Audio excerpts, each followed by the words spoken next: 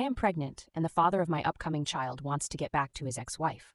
I, 29F, am 7 months pregnant, and my whole world feels like it's been flipped upside down.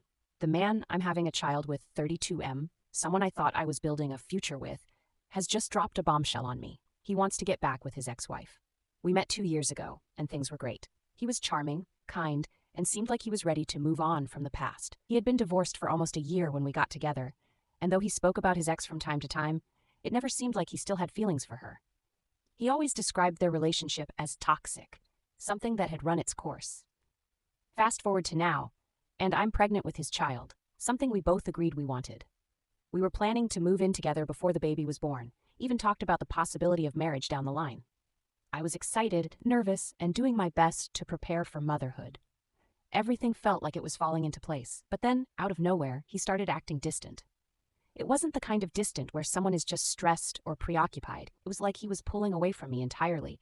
He wouldn't return my calls right away, canceled our plans without much explanation, and when we were together, he seemed like he was somewhere else.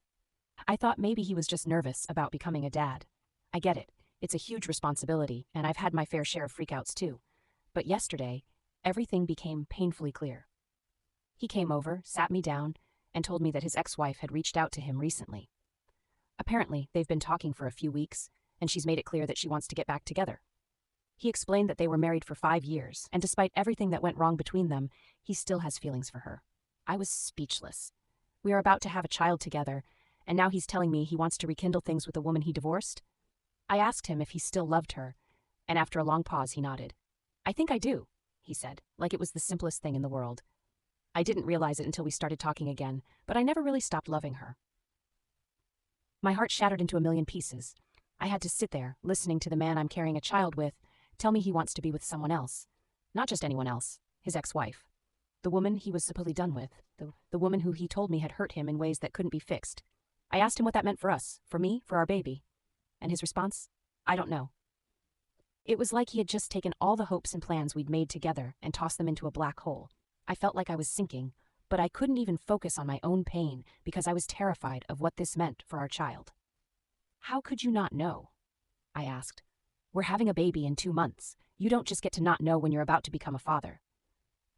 He looked down, avoiding my eyes, and I could see that this wasn't something he had thought through.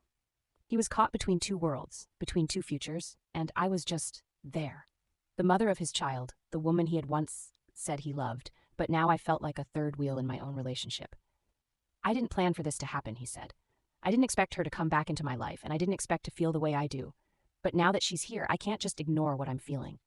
I wanted to scream. And what about what I'm feeling? What about our baby? You think you can just go back to your ex-wife and pretend like this, like we, never happened? He finally looked up at me, guilt and confusion written all over his face. I don't want to hurt you, but I don't want to live the rest of my life wondering what if? What if she really is the one? What if I'm supposed to be with her? His words cut deep. The fact that he was even entertaining this what if while I was carrying his child made me feel like I didn't matter. Like our baby didn't matter. And what if she isn't? I shot back, my voice rising. What if you leave me and this baby for her, and then it doesn't work out? What then? You just come crawling back, expecting everything to be fine? He ran his hands through his hair, clearly frustrated but trying to keep his cool. I don't know. I don't have all the answers, okay? I didn't expect any of this. Neither did I said quietly, feeling tears burn in the corners of my eyes. But here we are. For a long time, we just sat there in silence. I could hear the clock ticking on the wall, each second feeling like lifetime as I tried to process what he was saying. I couldn't believe this was happening. I had envisioned us raising this child together, being a family, and now all of that was crumbling right in front of me. I'm not abandoning you, he said suddenly, breaking the silence. I'm still going to be there for the baby. I'll support you both, financially and emotionally. I'll be a good dad. A good dad. The words felt hollow. How could he be a good dad when he was already planning to leave us to pursue some unresolved feelings with his ex-wife?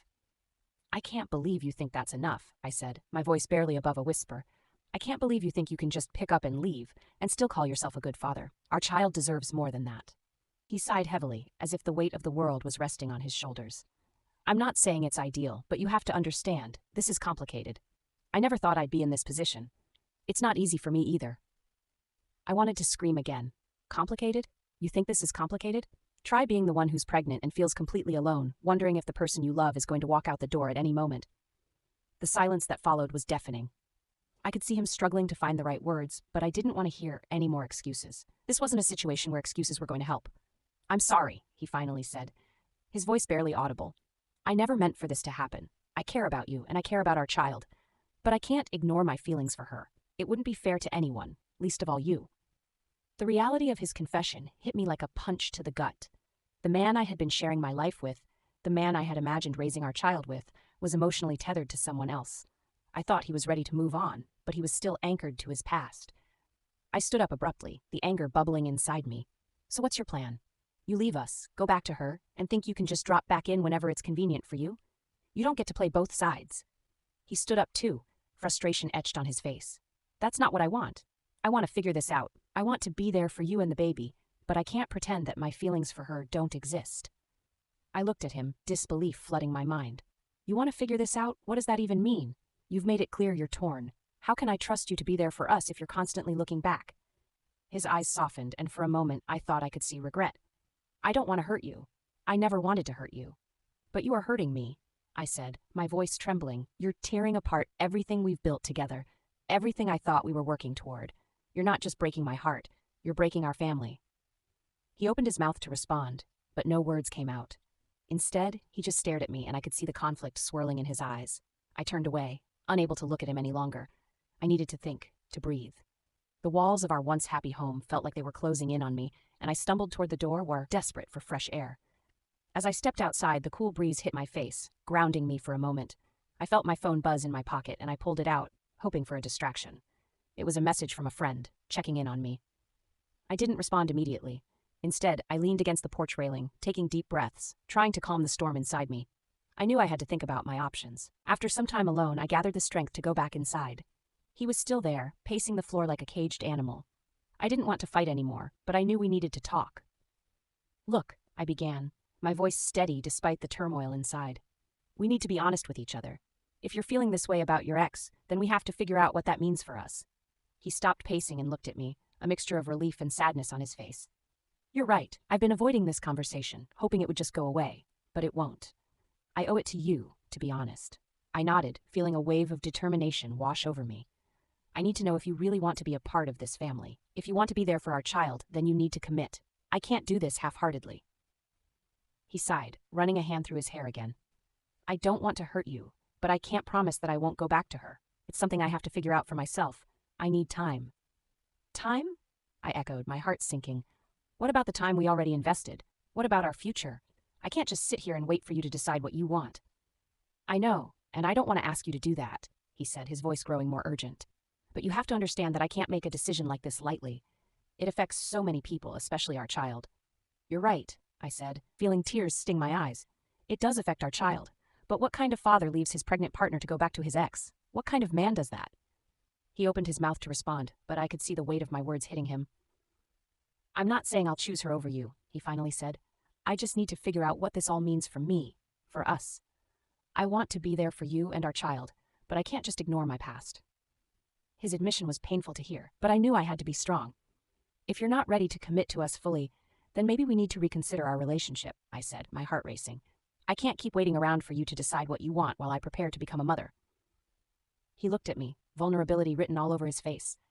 "I don't want to lose you. I really don't. I need you to decide what's more important to you, your past or your future," I said firmly. "And until you can give me a clear answer, I think it might be best for both of us to take a step back."